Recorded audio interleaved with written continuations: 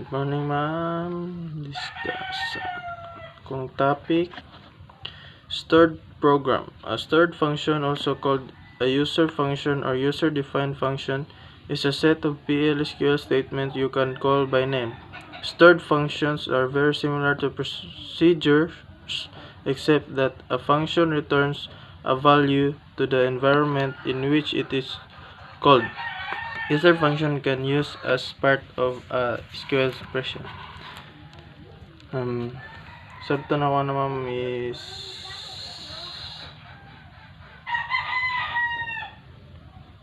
about sa stored function program ma'am is a stored function. Mao ni siya ang set sa PLQL statement og ang stored functions kay similar og procedure, except sa function return og ang stored function is a defined function nga gitawag nga SQL statement sama sa regular function og returns a single value. The create procedure, create function, and create trigger statements allow you to create the various stored program objective, procedure, functions, and trigger.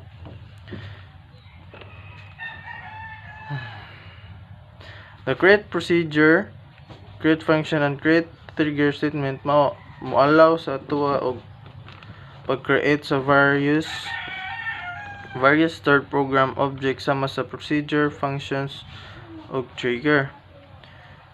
You are no doubt familiar with the create statements used to create tables, index, and other objects.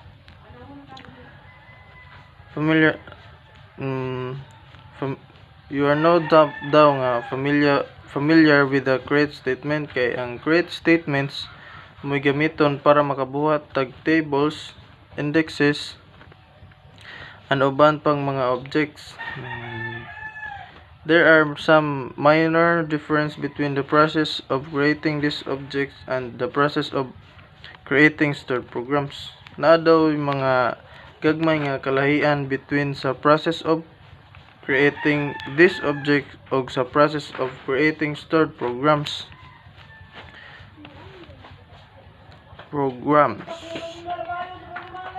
In addition to describing these differences, the following subsection describe the various environments in which you can issue the create procedure, create functions, and create trigger statements. Og dugang sa describe sa differences, ang following subsection describes sa various environments in which pwede nato ma-issue kini sa create procedure, create function, and create trigger statement. Before we dig into the syntax for creating and maintaining stored programs, before ta mo dig og pamaayo mo dig sa syntax of creating and maintaining stored programs, let's look at the mechanics of editing the stored program text and submitting it to MySQL. Tanawon usa nato ang mga mechanics sa editing sa stored program text ug sa pag-submit sa isabit ni sa MySQL. Isa pa nato isubmit sa MySQL.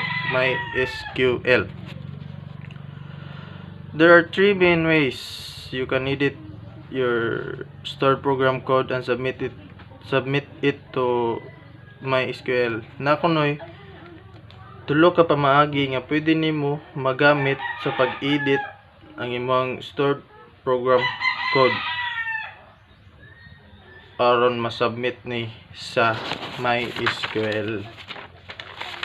Ang first is edit the stored program using a standard editor such as VI, Emacs, or Notepad, and then use MySQL command line console to submit the statements. Ang una nga pamaagi sa pag-edit sa imong stored program kay magamit ka og standard editor sama sa VI, Emacs and Notepad. Ighuman nimo gamit gamita ang MySQL command line console aron ma-submit ang statement. Second is edit and create the stored program inside the MySQL query browser. Ang ikaduha nga pamagi kay ang pag-edit o pagbuhat sa stored program sulod sa MySQL query browser. Ug ang ikatulo, third is use a third-party graphically tools such as Quest softwares for MySQL to create this third program.